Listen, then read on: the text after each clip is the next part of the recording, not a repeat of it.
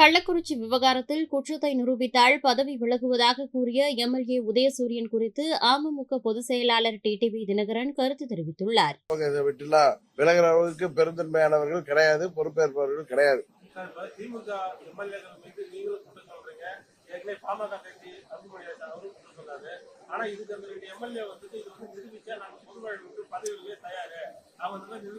அதாவது ஆளுங்கட்சி சட்டமன்ற உறுப்பினர்கள், மாவட்ட செயலாளர்கள், மற்ற நிர்வாகிகள் இவங்க தான் காரணம் பொதுமக்களே சொல்றாங்க.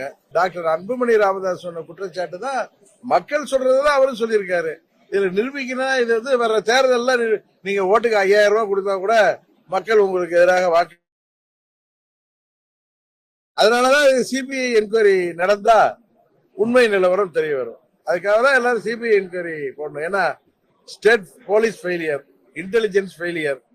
முதலமைச்சருக்கு தகவல் போலிச்சா, போயிருந்தாலும் கண்டு காணாம விட்டுருக்காரா கட்சிக்காரர்களை, இல்ல தெரிந்து செய்யட்டுன்னு விட்டுருக்காரா அப்படிங்கறதெல்லாம் தெரிய வரும். இது வந்து போலீஸ்.